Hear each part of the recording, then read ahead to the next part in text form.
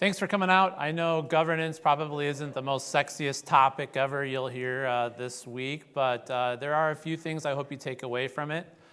As I was thinking about how to put together this deck and what I wanted it to be called, another term I was thinking about was calling it grassroots governance, where the focus of this talk is really about how some of the smaller organizations, as they're looking to deal with governance, can kind of bubble up some of the actions and the activities into more of a long-standing and sustainable effort. So if you haven't heard the news, NIST CSF 2.0 came out of draft and was released as a final version last week, February 26th, which means I was a couple days late submitting my final slides because I was hoping to get the publication date in here. So I'm thankful for the leeway I got in some late slide submissions. But the big intro or the big change with this CSF 2.0 obviously is the introduction of that govern function. And as you see there from the graphic, really encircles or has the other function circle it and touches on all of those different areas. So when you're thinking about governance, the mindset I want you to be in for at least the next 20 minutes is kind of related to the quotes I'm pulling up here on screen. Now, when you think about cybersecurity and you think about some of the things that people may say or some of the sources I may be pulling quotes from, you wouldn't expect a couple presidents to pop up. But as it relates to governance, I thought they were pretty apt. John F. Kennedy stated, quote, "There are risks and costs to a program of action, but they are far less than the long-range cost of comfortable inaction." And governance certainly is action, and if you have inaction, you certainly do pay that price. Cybersecurity is not a set of products. It is a set of practices. And that's really key here, getting into that habit of good practices and good efforts. And what I like from Dwight D. Eisenhower, we will bankrupt ourselves in the vain search for absolute security. Anyone out there in the vendor space, anyone who's saying they have absolute security sorted out, has quite a bridge to sell you, I'm sure. But if you're not familiar with what NIST CSF 2.0 brings in regards to govern, very high-level overview of that is it wants to establish and monitor your organization's cybersecurity risk management strategy, its expectations, and its policy.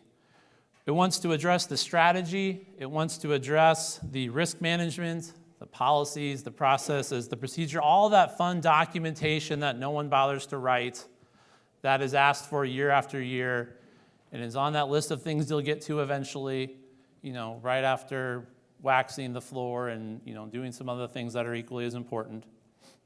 Getting into those roles and responsibilities and figuring out who's actually going to do what and how we're going to gauge that they're actually getting those things done consistently. And as that picture showed, governance integrates into the 5 other functional areas. And it's kind of the glue that pulls it all together and makes it a cohesive cybersecurity strategy, quite a tongue twister, instead of 5 disparate actions and activities. I'm not going to bore you with the details, but within that govern category, there are 6 areas. We're going to touch on some of them today. Some of them I'm going to exclude. I don't really have time to talk about supply chain risk management. That could be a whole other talk.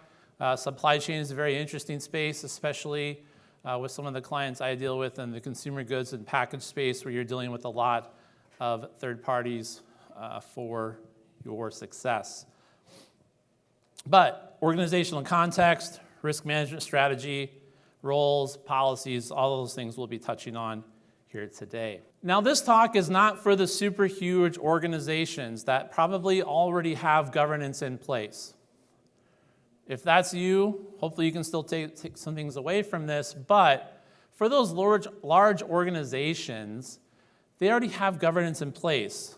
They've had governance in place for multiple years. It's part of their way of doing business, partially because they may be publicly traded and have oversight requirements in other spaces, but when I look at large organizations that I've consulted with, they typically have a governance organization, an actual legitimate governance body. And that's a big difference from small organizations that I work with, where governance may exist on paper if it exists at all.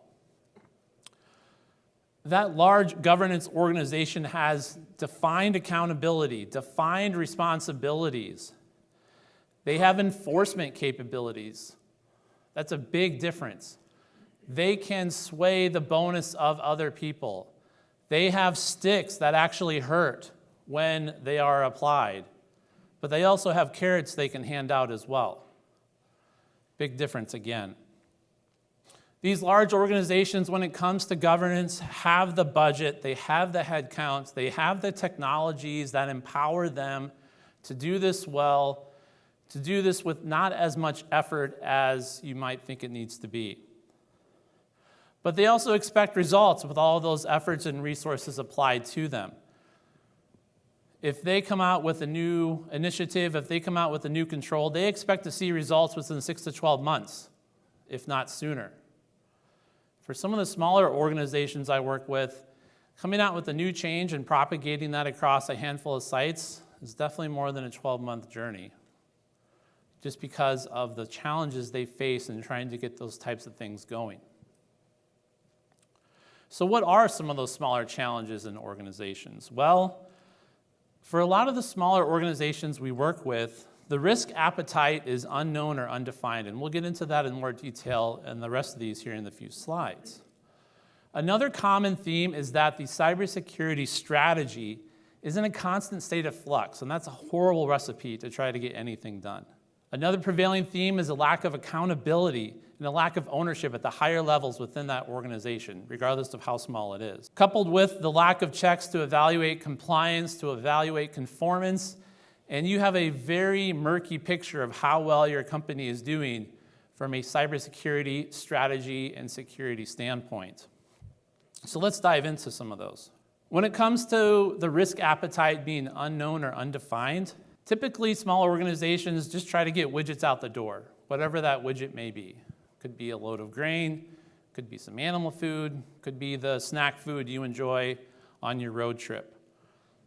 But there are a lot of things that are occurring in those organizations today that we can latch onto and kind of repurpose or dual purpose to help us understand what risks are, where they may be, and what to do with them.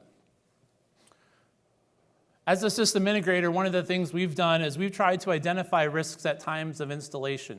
If you have an HMI platform you're putting in for a new line, and the client says, oh, we just want operator, we'll call out that risk. If you run a line or you run a plant, you should be requesting, you should be asking information from your SIs, what are the risks you have given me with this installed system platform? If they can't call those out, you may want to reconsider who your SIs are. You could also have one-time or annual exercises where you discuss or work to identify your risks. Maybe that's an internal effort. Maybe that's a paid engagement with outside resources.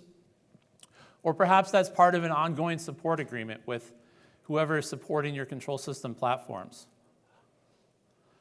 Other areas in which you can help yourselves identify risk or the consequences of those risks are things like a process hazard analysis, PHA, a failure mode or an effect analysis, or business continuity exercises, just like we heard talked about in the last session. Once we understand what some of those risks are, where they may be, what they're present within, we can then begin to have a conversation about the consequences of what happens when those risks are actualized. What happens when that unprotected asset has something bad happen to it? What are the HS&E impacts? Is it just a line going down? Is there a release of a dangerous chemical or product? If the line goes down, what's that monetary impact? How much does that line cost per hour, per day? If I have some sort of event that leads to a recall, what is my impact to my image, to my brand, to my customer loyalty? And finally, if there's some regulatory impacts at play, what's happened there? Is it a fine? Is it multiple fines? I'm sure there's people in your organization who have those answers. You just need to work with them to figure out what they are. One of the biggest challenges I have in working with small organizations is quantifying their appetite for risk. It's a very challenging conversation.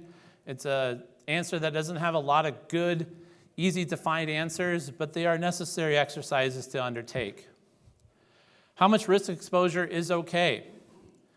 Is it okay to spend $1 to mitigate $1 of risk, or does that balance need to be 10 to 1, 20 to 1? How much risk do I need to avoid or mitigate or transfer per dollar spent to be reasonable for my organization? Are there any absolute must-have, no exceptions, right? If I really care about the integrity of the lunch menu, because lunch is pinnacle to my employees' happiness, then maybe that's something I don't budge on, but probably not. One of the other trends I see a lot in smaller organizations is that the cybersecurity strategy really fluctuates all over the place, and there's a lot of reasons for that. There's a lot of conflicting priorities. There's a lot of lack of alignment. People want to do this one thing one quarter or this year, then they learn something else is hot or fun next year, and they shift without getting the first one implemented all the way. There's turnover within the professional people that have cybersecurity skills at your organization, so you're constantly onboarding, and it just really delays projects. What I call boom-bust budgeting. So for those companies that are very boom and bust, and they sell a lot one year and maybe not a lot the next year, it's very difficult to plan for and budget strategies that take multiple years to put into place. Another big one is products not living up to OT-compatible claims. You buy a product, you think it's going to solve all your problems, you actually put it into play, and you then realize there's about 17 asterisks behind what it claims to do, and you're just not really doing what you want it to. Some of the successes I've seen in the space playing out to kind of minimize that flux or obtain alignment again on that bare minimum, those absolutes. What do we need as our core strategy for cybersecurity? What does our core program constitute of? And if you look at all of the controls within the cybersecurity framework, all the things that it's asking you to do, that core, that bare minimum, may only be 5. It may only be 3, or maybe it's 10. But you as an organization decide that this is the bare minimum, regardless of it's an excellent year or the worst year on paper, that we're going to make sure continues to happen. Once you have those few things you want to do, focus on them and do them extremely well. Don't try and be a rock star at 300 different things. It's not going to work. Focus on as little as possible and do it well. From a budgeting standpoint, I know this is very challenging with everyone moving to subscription-based services, but work to minimize ongoing operational expense. If you can kind of piggyback things into capital projects, if you can kind of latch things on as things come up as a one-time cost, I encourage you to do that. It's a lot easier to get that funding released than going back for a 20% increase this year and a 30% increase next year, and just the subscriptions get out of line. Small organizations don't have the luxury of being bleeding edge. Small organizations don't have the luxury of being even leading edge.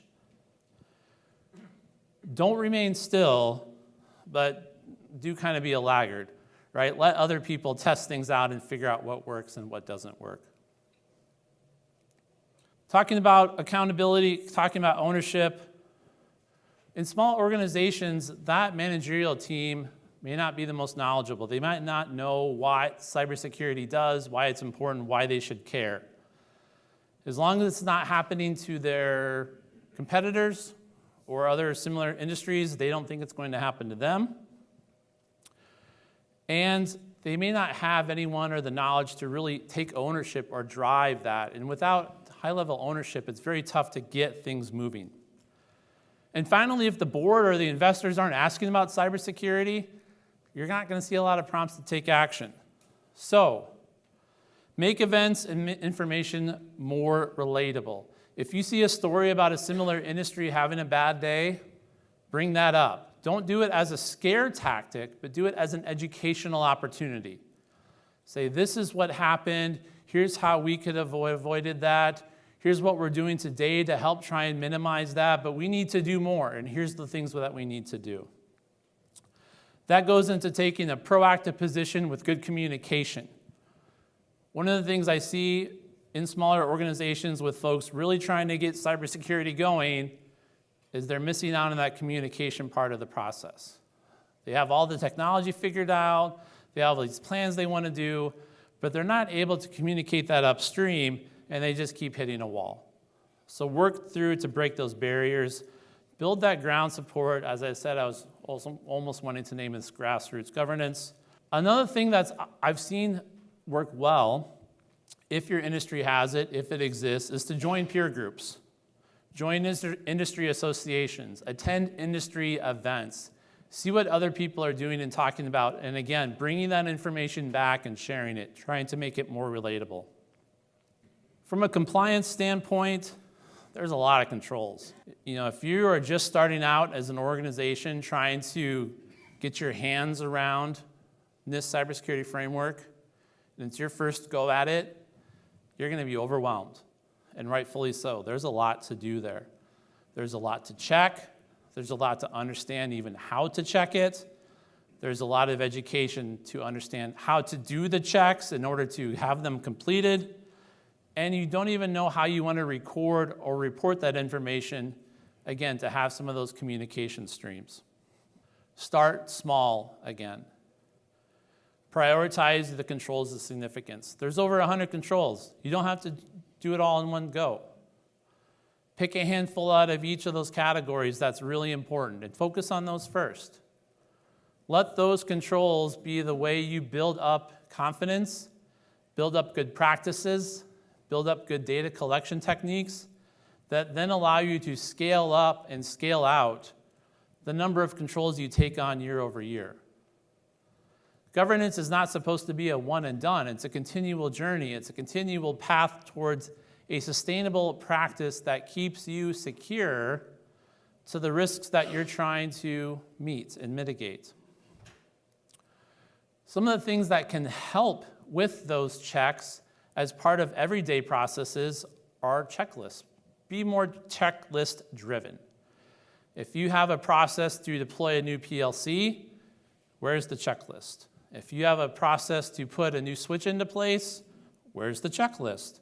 If you have a process to onboard a new user for a manufacturing line, where's that onboarding checklist?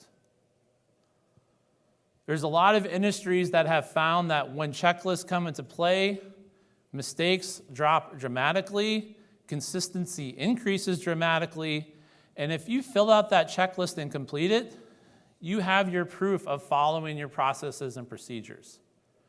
If you don't have that checklist, now you got to scrounge through emails and look through other things, and it's don't do it. Spend the time up front to deliver those checklists to the people doing the work. Work with them to figure out what those checklists need to have in them, but also treat them as living documents, right? Your technology changes, your processes may change, even your procedures may change. So if you have a checklist, make sure to review it to make sure it's legitimate, at least every couple of years. If you have an IT group that's separate from your OT group, maybe it is, maybe it isn't, but they have some reporting capabilities. If they have some governance they're doing on their own, I also recommend latching onto them, seeing what they're doing and how you can leverage their reporting capabilities for your reporting capabilities. Don't try and double up the work when it isn't necessary. When we're talking about how to integrate culture and governance together, there's several things that we can talk about. I talked about the HS&E impacts of risk, right? Safety and security as a culture has really latched on in a lot of manufacturing space, right? No one enjoys being hurt. No one enjoys things that happen unintentionally. And by talking about governance and how it allows us to further minimize some of those potentials for unsafe activities, for unsafe events to occur, we can further tie that into the culture of safety that an organization may already have. We're just augmenting it with these other aspects. If you're concerned about how to start rolling with some of these checklists, how to start implementing some of these processes into things that exist today, don't. Start with a platform upgrade. Start with a greenfield installation. Start with a brand new project. Incorporate that into the project definition, the scope of the work, so that you can have a better understanding of what the effort involved is to meet those governance requirements. Again, if you have an IT group, ally with them as much as you can to figure out some of the more technical security side of things. If you take nothing else away from my 25 minutes of rambling, I'm going to plead with you to incorporate governance and security items into your request for proposals and request for quotes. If you don't build the security requirements into what you're asking people to provide you, and then you evaluate them on a cost versus cost basis, the less secure option is generally the cheaper option. But if you start to work to incorporate security into your requirements, now everyone has the same apples to apples comparison with the things you need in them in place. And it's going to cost less than trying to shoehorn it on after the fact. Getting that ground support, finding an advocate or an ally in management to help with governance helps make governance and cybersecurity strategy a standing item in leadership meetings. If it's not being talked about, it's not going to be acted on. So you need to continue to bring those topics up, continue to educate people, continue to communicate things that are happening. You kind of need to be the squeaky wheel in order to get the grease necessary to get things moving correctly. Again, governance is a year-over-year journey. It is not do it once and we got it all figured out. Start small, get successes, communicate those successes, and then build upon those successes year over year. It may take you 4, 5, doesn't matter how long, but as long as you're maturing, as long as you're growing your capability, and as long as you're helping the organization with its risk in an appropriate fashion, you're going to continue to find advocates within the company to help you continue doing that. One of the big challenges I've seen is people try and take on too much at the beginning. They get way overworked, way overwhelmed, and the entire effort just stalls out. And then I go in and talk to them, and I'm like, hey, what happened? And they're like, oh, we just couldn't keep up this. It was too much. We couldn't get the head count, and the project fell flat. A manageable workload is more likely to become a sustainable workload. Now, I know everyone's tied for resources and tight for budget and capital, but again, if you have alignment on that bare minimum, if you have that alignment on those absolutes, and everyone's agreed to that, we need to work to make that at least a manageable workload. If you have the buy-in, then that should be a relatively straightforward conversation. Communicating accountability, communicating successes, and communicating shortcomings are all important parts of this. Governance has accountability aspects into it. So if some team, if some person, if some third party is dropping the ball, we need to be able to identify that, to measure just how far the ball dropped, and to figure out what is going to become of that event. Are they going to lose our business? Is this person getting fired? Are we hiring someone else in to do the work instead? What have we learned from that experience, and how are we going to do better? As we continue to grow a governance program, as we continue to identify additional workload that needs to be taken on for the new level of absolutes, for the new level of bare minimums, more people are going to become involved in that effort. The roles may change, the responsibilities people take on may change, and we need to make sure that we're planning for that growth, planning for changes in roles, planning for changes in responsibilities as we grow that program. You may have a cybersecurity person today who has a well-defined role of making sure the plant runs and viruses don't happen. Well, as governance moves in and we grow that capability, they may now be expected to perform internal self-assessments. They may be expected to perform assessing someone else's work as a means of checking. a lot of documentation is going to be generated as a part of this. Processes need to be developed, procedures need to be updated or developed, and all of that has a life cycle that it needs to live through. So making sure that you have a good process in place to collect your documentation, review it, keep it up to date, and make people aware of where it is another important thing that I think a lot of people overlook. I go and ask for documentation, and they're like, oh, it's somewhere, I don't know where. Well, if people don't know where your stuff is, it's like it doesn't exist. It has served no purpose other than filling someone's day.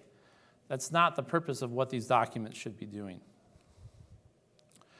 So trying to wrap it up into a contrite little list of do's and don'ts. Do establish a set of prioritized and aligned controls. That's going to be the basis of your governance program. Don't become overwhelmed and panic, although that may be your first step regardless of what I talk about. Do try and get engagement and buy-in from your leadership and management teams as soon as possible.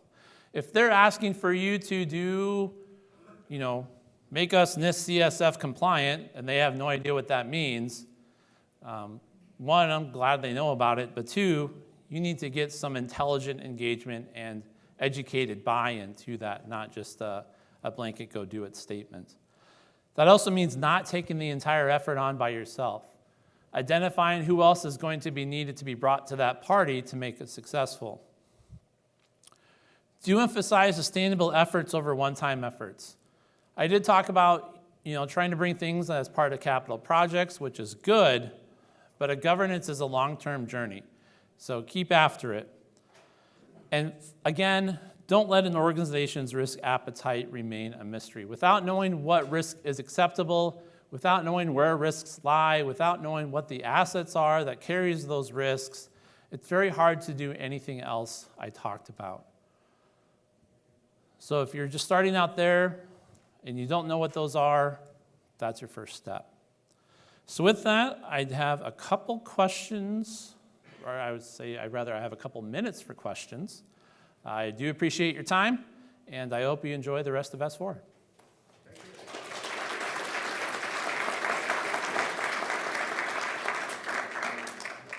Got one question coming up.